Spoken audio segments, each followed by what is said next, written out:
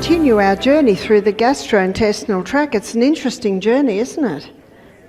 So when you consider the digestion of our food and our gastrointestinal tract, which organ is the main organ of digestion? It's the pancreas. Because the pancreas finalises fat digestion, the pancreas finalises starch digestion, the pancreas finalises the fat digestion. And you will notice that when someone has pancreatic cancer, they often die very quickly from malnutrition. They die from malnutrition because if the food's not broken down to tiny substances, it actually can't get out of the gut and into the blood. And that's why the knowledge on digestion is such an important one. Because our cells require the nutrients, our whole body requires the nutrients to function properly. So the effective breakdown of our food in our gastrointestinal tract and the absorption out of our gut and into the blood, the health and sustenance of our whole body requires that process. And so we've moved on, we've absorbed our food, we've had a look at all the things that we can do to ensure that it's going to be working effectively, and now we're coming through the ileocecal valve into the colon. That ileocecal valve is a one-way valve because we don't want anything from the colon to go back into the small intestine, as you can imagine. Just let me look at this for 1 minute. And I'll just rub out that little bit there. Now we're back to pen.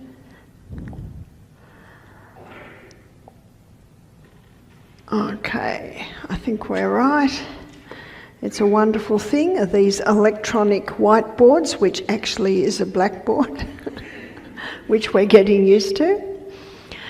And so coming into the colon, you'll notice there's a tiny little organ down the bottom called the appendix. And did you know God doesn't make mistakes? The appendix is a very important part of our gastrointestinal tract. It has two main functions. One function is it's called the colon's oil can, because the appendix lubricates the contents of the colon until it passes out. But also the appendix releases antibacterial fluid, so that if anything coming out of the small intestine is toxic, this antibacterial fluid calms it down until it comes out of the body. So why would it be toxic? When vegetables break down, they putrefy. They ferment. They don't putrefy, they ferment. When meat breaks down, it putrefies. Now, dogs have a gastrointestinal tract that's only 1 yard long, so it's in and out quickly. But us humans, our gastrointestinal tract is approximately 10 yards long. And if someone's on a high meat diet and having a lot of sugar, that just feeds the putrefaction process. So when it's coming out of here, it actually can be quite toxic.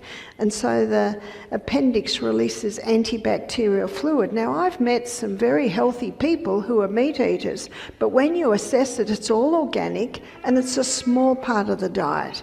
So that little bit of meat is packed out with a lot of vegetables. And that fermentation process from the breakdown of the vegetables protects somewhat that putrefaction process, which happens with the breakdown of meat. So why would someone have appendicitis? Appendicitis can be a result of that poor appendix overworking, because what's coming out of here is either got a lot of meat in it, so it's putrefying, or if they're eating all day long, drinking with their meals, having a huge amount of refined sugar, then this fermentation process can get to the point of producing alcohol, and when it comes out of here, then the appendix has to overwork to release this antibacterial fluid to calm it down while it goes through. If someone's appendix is swollen and painful, and your appendix is about just to the left of your right rib. It's way down the bottom here. See, this is your ascending colon, transverse colon, descending colon. So the appendix is just where the ileocecal valve is going into the first part of the ascending colon, which is about down in this area here. So if someone has appendix pain, ice is the best, because you want to get that inflammation down. And if that person were to have 3 enemas in a row, do you know, I think every home should have an enema kit. An enema kit is just like a small bucket that has a pipe and just warm water goes into the colon. With an enema kit, the first enema, when the water goes in and then you sit on the toilet, the last part is emptied out. And then you have another enema, which maybe be a cup and a half, then the water goes further round. And then after 10 minutes you'd sit and that comes out. If you have a third enema, it can come right around here, and so it releases the pressure in the colon. And often, if someone has appendicitis, the Colpax and the 3 enemas in a row can relieve it. If someone's in excruciating pain, it's probably an idea to go to the emergency, because if that appendix bursts, of course that can be life-threatening. But you might know the saying, nip it in the bud. A stitch in time saves 9. So ideally, we'd be looking after the colon. So we're going to have a look at some of the things that we can do to look after the colon. Promptly answer nature's immediate call. Got that? When the body says go, you must go. So a very important part of being your own doctor is listening. Have you ever been to a doctor who won't listen to you? It's very frustrating, isn't it? Don't be that doctor. If the body says go, you must go. Now, if we have a look back at the colon, you'll notice that there's a red, I've drawn a red muscle there, and that red muscle is called puborectalis. And that red muscle, it holds up the last part of the large intestine, and we're very glad it does, because if you're in a traffic jam and you need to go, you can't go. And aren't we glad we can hold it? And if the plane's about to land and you need to go and you can't, we're very thankful for puborectalis that holds up the last part of the large intestine. But many people use that ability to not go when you feel like going, because they're washing the car and they don't want to go until they finish washing the car, or they're cooking a meal and they don't want to go because they want to finish cooking the meal, or they're on the phone to a friend and they don't want to go because they want to finish the conversation, or they're writing an email and they don't want to go because they want to finish, whatever it is. And so they don't go. And then when they finish washing the car, finish cooking the meal, finish the phone call, then they'll go and sit. And have you found? Nothing comes away. Because when you feel to go, the last part of the large intestine is filled up. That's the pressure. We've got to go. And if you don't go, then it'll go back to the previous part of the large intestine. So when you feel to go, this part here fills up. And if you don't go, it can't stay there, because the pressure can weaken the anal area, and you don't want that weakened. So to protect from that, the body pulls it back into the last part of the large intestine. And one of the roles of the large intestine is to take water out so stools are formed. Because when the contents of the small intestine comes into the large intestine, it's liquid. So one of the main functions of the colon is to take water out so stools are formed. And that's why if a person's dehydrated, more water can be taken out than should be taken out. And so if the body says go, you must go. I had a guest who told me this story. She said, I'm a consultant. People pay $300 an hour to speak to me. If I'm in the middle of a consulting session and I need to go, I say, excuse me, a crisis has arisen, I'll ring you back. And they go to the bathroom.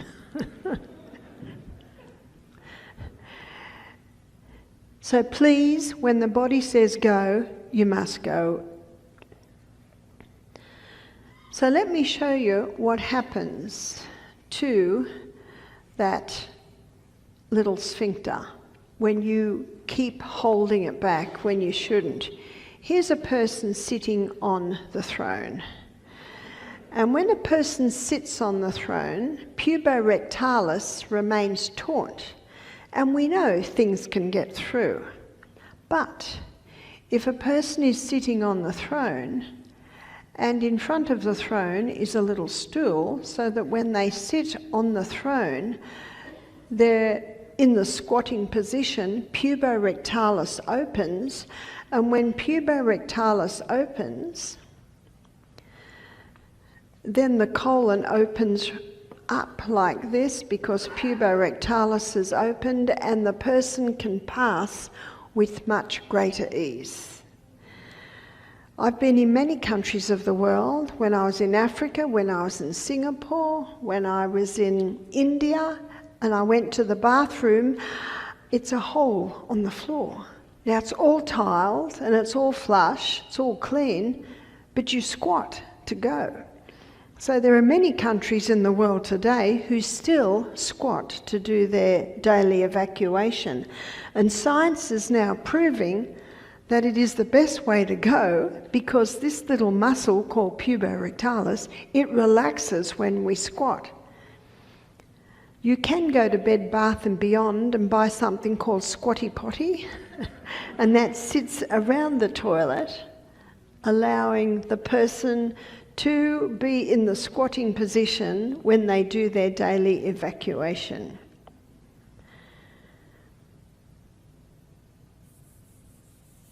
So we'll rub that out. I'd like to do it easier. Just getting familiar with this. By the end of the week, I'll have it down to pat. But until then, we draw. So to look after the colon, please promptly answer nature's immediate call. Position is important, and the best position is the squatting position. Not only does the squatting position allow the evacuation with greater ease, but it takes all pressure off the anus. And when pressure is on the anus, then hemorrhoids can appear. So the best way to prevent hemorrhoids is to squat. And the best way to heal from hemorrhoids is to squat because it takes all pressure off that last area. What's also important is hydration. We should be drinking approximately 8 glasses of water a day. Start early. It's the easiest way to get it all in. Please go to bed with a glass of water next to your bed. If you go to bed with a glass of water next to your bed, then as soon as you wake up, you can have that water. And aim for at least 2 glasses before breakfast. A good rule of thumb is 50 pound to 4 glasses. So 100 pound, about 8 glasses. And if you're 200 pound, that might sound too much. But what you do is you just start where you are. You just start drinking more. And the beauty of leaving 5 hours between meals, you've got plenty of time to drink water. Plenty of time to drink water. So make sure that you're having at least 8 glasses of water a day. I think the hardest time to drink water is when it's cold. So to help you get that in, you might put a bit of hot water into your water. You might put a squeeze of lemon into your water. I just always have it next to me. In the car, I've got it. When I'm working at the computer, I've got it. In bed, I've got it. I just always have the water there. What's also important is fibre. We talked about the importance of fibre for feeding the microorganisms in the gastrointestinal tract. Fibre is also very important for the stimulation of peristalsis. Peristalsis is the gentle movement of the colon ever forward to effectively evacuate the colon. But fibre also sweeps all the little curves and grooves that you'll find in the colon. So you can see these little curves here, and also these two corners. This is called the splenic flexure, and this is called the hepatic flexure, these big turns in the colon. And when a person is eating a diet that is very low in fibre, meat has no fibre, and all your refined grains, refined sugar has no fibre, then it's not hard for things to get caught in these little corners. And that's where fibre is very important, to gently stimulate movement through the gastrointestinal tract. That's why the high fibre diet, it's important for several reasons, and it's one of the reasons why it is an essential nutrient, and that is for the colon. I was reading a report from a prince, an authority in the field, that said there's no need to eat fruits and vegetables because insoluble fibre can't even be used by the body. Well, that is true, but it plays a very important role in the bulking out and the health of the large colon. So fibre is actually very important. Fibre slowly releases the glucose, and as you'll find out tomorrow, a slower release of glucose is important for the balancing of proper blood sugar levels, and also for the importance of conquering diabetes. But it's also in the fibre part of foods. You'll find your vegetables. Vegetables are high in fibre, high in minerals, and low in sugars, whereas fruit is high in fibre, high in sugars, low in minerals. So a balance of the fruit and vegetables is very important for also the minerals in the body. Our bones aren't made of calcium, our bones are made of 12 minerals and 64 trace minerals. And so another reason why that fibre is very, very important. So coming back to what our colon needs, yes, it needs fibre. The colon also needs us to exercise. When you exercise, you increase the circulation of the blood to the colon, and when you exercise, you are causing movement of the colon. Just consider when you're walking, every step that you take, the colon is moving. And if your exercise is on the rebounder, jumping up and down, so every jump the colon is getting that movement. But particularly your Pilates type exercise, your core strengthening exercises, every time those muscles are moving, it's massaging the colon. So exercise is very important for the proper movement of the colon. Dr. Kellogg, famous doctor who wrote many books on health, he said 3 evacuations a day should be equal to the 3 intakes of food a day. And many people think 3 intakes of food a day and 1 evacuation is normal, but he says that's constipation. And notice with our colon, if you tell it to go, it won't. And if you're not going and you tell it to go, it's not going to have an effect. And if you're going too much and you tell it to stop, it won't. No, the colon has a mind of its own. So what the colon needs is gentle stimulation. So how do we gently stimulate the colon? We gently stimulate the colon by the position. We gently stimulate the colon by keeping well hydrated. We gently stimulate the colon with the fibre and with the exercise. But what if someone says, but I'm doing all that and the colon still will not go every day? Well, there's one other stimulation, and you might laugh at this one. That's a pun. Laughter. In Proverbs 17:22, the Bible says, a merry heart doeth good like a medicine. So medicine. And the last part of that verse says, but a broken spirit dries up the bones. I'd like to suggest that a broken spirit can dry up the colon. So our colon is very much influenced by our emotions. How many young brides the day before their wedding have diarrhea? How many people who are stressed out before an exam either have diarrhea or constipation?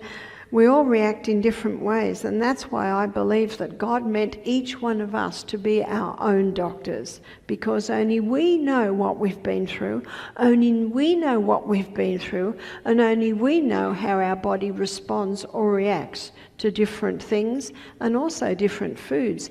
That's why it's very important to listen and respond. So what else can you do to encourage things happening? Well, there's a wonderful little seed called the chia seed. And you can make a chia seed gel, and to do this, you do 1/3 cup of the chia seeds, because chia seeds, they actually absorb up to 25% of their own weight in water. And with that, put 3 cups of fluid. So you could put 3 cups of water, you could put 3 cups of apple juice, you could put 3 cups of organic soy milk, but you make a gel. And then if you have 1/2 cup of that gel every meal, that's great. It's stimulating movement in the colon. If it doesn't do it, have 1 cup a meal. In fact, you can put it in smoothies, you can put it over your breakfast. If you eat the dry chia seed, that can actually pull water out of you. So having this chia seed gel, so this is called the chia gel. And if you Google chia seed desserts, there are some delicious desserts you can make from chia seed, because even within 5 minutes it's going like a soft gel. So what we usually do at the retreat, we put that in a jar, and every few minutes we shake and let it sit and do something else, come back, shake it again. And we usually keep it in the fridge, and then that's easy. That can be poured over breakfast, poured over the salad. And again, you can make it tasteless by doing it with water, or you can make it a bit more exciting by putting it in a juice or putting it in something else. So that's very good at movement in the colon. My daughter Emma, she lives in Wisconsin, and she has a website. It's very easy to remember, barbaro'neill.com. And if you Google barbaro'neill.com, you'll come to her website, and she sells colon tea. And this colon tea mix is the mix that we use at our retreat. And it contains 3 herbs. The recipe is in both my books, Self-Heal by Design, and also in Sustain Me on the chapter on the colon. It's 1 part Cascara subgrada, 2 part licorice, and 3 part buckthorn bark. And what we do is we boil it up, so a gentle simmer, and the people drink that at night. When people come to our retreat, they drink that tea before they go to bed, because they have 2 days on juices. So there's no solid food going in, and sometimes the colon can stop, and we don't want the colon to stop, because the colon eliminates the largest pieces of waste. Some people need 1/4 cup, some people need 1/2 cup, some people need 1 cup. We had a lady attend our program, and she was a psychologist, and she evacuated once a week with help. I said, we'll get you moving. And so what we did, we found that she needed 3 cups of tea a day. She'd have a cup of tea in the morning, a cup of tea in the middle of the day, and a cup of tea in the evening. We also made a castor oil compress. The compress means that more castor oil can be held, so more castor oil can go into you. And she wore that overnight with a plastic covering, and then stretchy pants to hold it into place, because that castor oil can penetrate deep, and it can help to break up any build-up in the colon. So she was going 2 times a day. She was very excited. In fact, by the 3rd day, the whites of her eyes became white. Her complexion, which had a grey look, had become pink. By the end of the week, her mind was clear. She said, maybe this is the problem with half my patients. The colon's not working. Do you know, if you're not taking you call it the trash, we call it the rubbish bin. If you don't empty that every day, you know, the kitchen's not going to smell very good, is it? So the evacuation of the colon is of the utmost importance. So what she told me after that's very interesting. She said after 4 months, she didn't need the colon tea anymore. Her body was going naturally. It seems that these herbs in this colon tea, they gently revive and restore colon function. Psalm 104 verse 14, the Bible says, God made herbs for the service of man. I love this verse. It's a beautiful description on herbs. It serves you. Where would you like me? What would you like me to do? Whereas drugs are like robots. They come in, I've got a job to do, whether you need it or not. Absolutely, in a crisis, a drug may save a life, but the drug can never heal you. It's the body that heals you. She said to me that when she went home, she changed her diet. She went on a plant-based diet. She started drinking more water. She'd effectively detoxed herself from coffee, her week at our retreat. And she took 3 cups of tea a day. And when she did that, she would go twice a day. After 6 weeks, she started going 4 times a day. So she brought it back to 2 cups of tea a day. After 6 weeks, she started going 4 times a day. So she brought it back to 1 cup a day.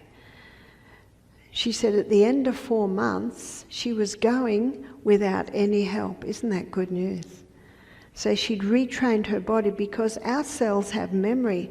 So even when someone is often doing all this, the colon is in the habit of just not going. And so what these herbs do, they seem to reprogram. But also what had helped her was doing these things. So she couldn't just take the tea and not drink adequate water and not exercise and not have the fibre. So it was all part of it.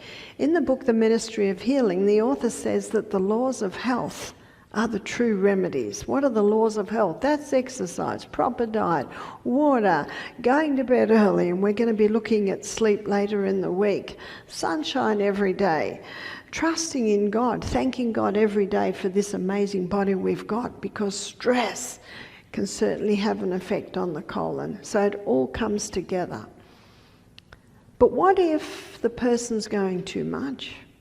What's that called? That's called irritable bowel syndrome, or Crohn's disease, or colitis, or gastritis, even ulcerative colitis. They are all indications that there's irritation in the gastrointestinal tract. Now, if anyone here has been given any of those titles, my suggestion is reject the title.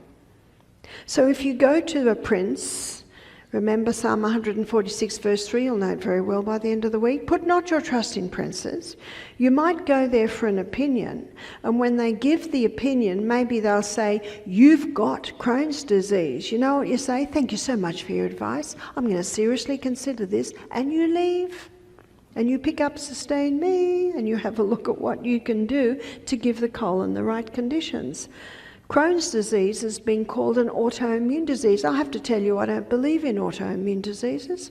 We've seen people totally heal from autoimmune diseases. And I know that God made the human body to heal itself. God didn't design the body to eat itself. Something has happened to cause these things to happen. So part of bringing about healing is listening, trying this, and this is what this psychologist do. When her body started going 4 times a day, that told her to back off. So she backed off. So what can we do for this other situation, which is irritable bowel, or Crohn's disease, or colitis? We have found that the same treatments will actually cause the colon to heal from all of these. Now, there are 5 allergen foods. I call these the 5 common allergens. It's dairy.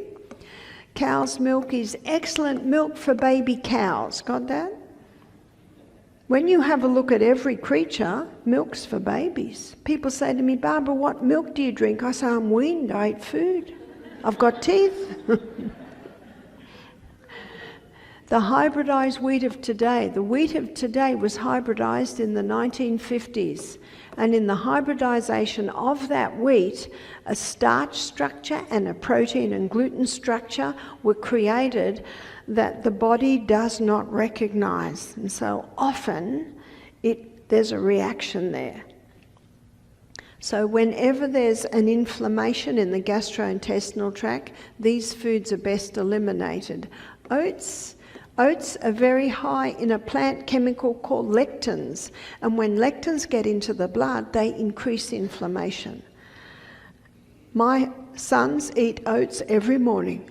They love them, they go well on them. But if you've got any inflammation in the gut, it's best to leave the oats. Peanuts are commonly contaminated with mould. They're not a nut, they're a legume. They grow in the ground and they're very susceptible to mould growth. I know in Australia, no child can take peanuts to school because there are some children that can have an anaphylactic shock. Possibly it happens here. It's actually not the peanut, it's the mould growth on the peanut. If you're feeling very sad right now because you love peanut butter, try almond butter, try cashew butter, or you could come to Australia and try macadamia nut butter. So there's lots of alternatives to that. Refined sugar. Refined sugar is like kerosene to a fire. Refined sugar just increases inflammation in any area of the body. So these foods must stop if someone has any irritation in the gastrointestinal tract. And there is a herb. Remember Psalm 104 verse 14? God gave herbs for the service of man, and the herb is called slippery elm. And the slippery elm is the powdered bark of the slippery elm tree. And when you put water with it, it goes like a soft gel. And that gel coats, soothes and lines the gastrointestinal tract. Slippery elm contains a growth stimulant, so it stimulates rapid healing in the gastrointestinal tract. The cells that line the gastrointestinal tract are remade every 3 to 5 days. So it doesn't take long to heal problems in the gastrointestinal tract. I gave this lecture on the gut in New Zealand a few years ago, and a lady came up to me at the end of the lecture. It was a Tuesday night. She said, I've had irritable bowel for 30 years. She said, I'm on anti-inflammatories and I'm on steroids. Now, if this has been happening for 30 years, is it working? And what's the definition of insanity? To do what we've always done and expect different results. I'm not criticising her, she doesn't know what else to do. She said, Barbara, I eat these foods every meal. She said, I didn't know that these were contributing to the irritation of the gastrointestinal tract. If a person doesn't have irritation of the gastrointestinal tract, they could possibly get away with eating that. But if there's irritation there, these are like kerosene to a fire. She went straight out and she bought slippery elm. The next day she started taking it. She took it before breakfast, before lunch, before her supper, and just before she went to bed. She also stopped this food. She started getting some organic soy milk.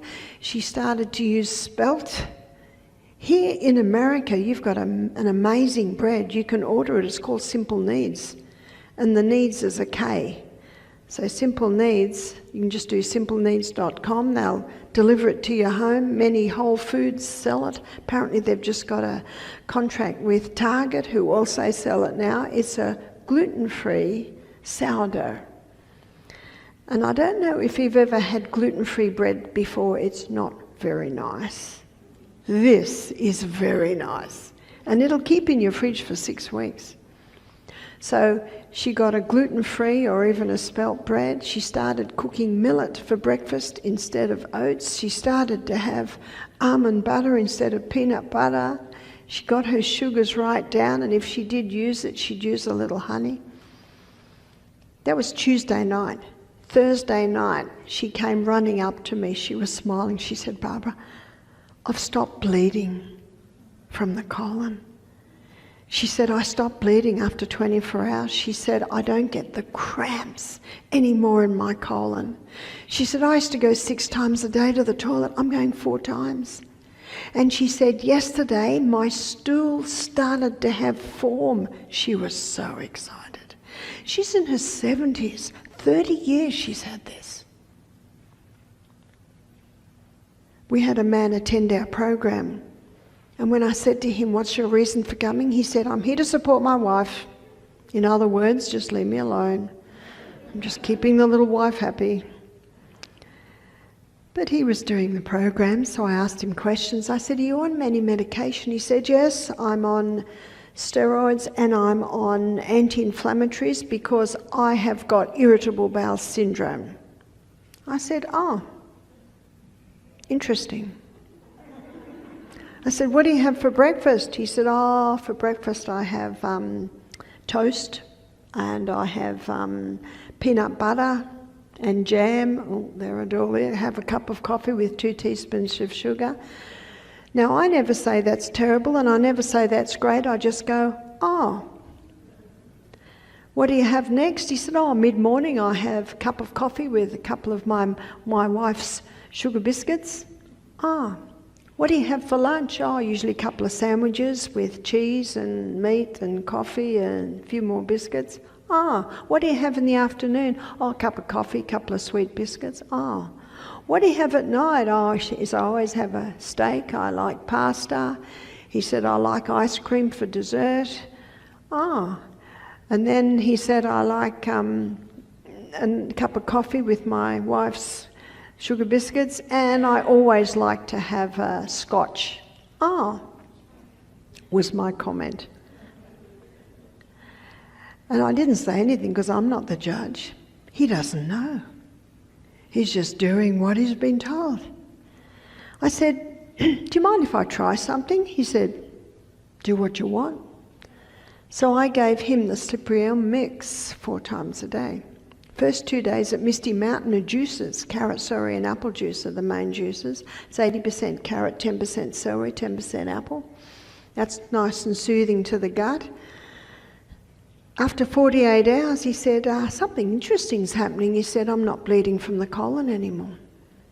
He said, "I'm not getting the cramps anymore." He told me that every morning he goes for a walk. He lives in Port Macquarie, which is near the beach. And he said he knows where the toilets are because he knows he's got 4 stops on his morning walk. This is on the anti-inflammatories and the steroids. On Wednesday, he came to me very excited. Remember, he's just here for his wife. Thank you very much. He came to me very excited. He said, "My stools have form." He said, "What do you reckon?" I said, "Well, I can't tell you what to do. I have no authority over your medication, but if I was you, I would stop your anti-inflammatories. Because the fact that there's no bleeding, that there's no cramping, that there's no pain and you've got form, that's an indication that the inflammation in the gastrointestinal tract has calmed down. Remember, those cells are remade every 3 to 5 days. So you can get responses quite quickly." I said, "You're here, we'll watch you." I mean, if he got diarrhea 10 times a day, he could go back on his anti-inflammatories or go back on half the anti-inflammatories or just take slippery elm every hour. He didn't get diarrhea. In fact, at the end of the week, I had breakfast with the guests. He came running up to me. He said, "I've just gone for a morning walk and I haven't gone." Remember how many times he used to have to go? 4 times before breakfast. He's a very excited man, very excited. At the retreat, we showed him what to eat. We don't serve any of this at our retreat. He went home a very happy man. He was not yet healed, but what's his body just said to him? Yeah. And you will find that sometimes the body will say, "I like that." Sometimes the body will say, "Can you please not do that again?" Many people don't know how to listen, but it's important to listen. His doctor had actually just said to him, "We can do no more for you." What about the steroids? I believe that he keeps doing that, he can ease off the steroids, has to do that very slowly.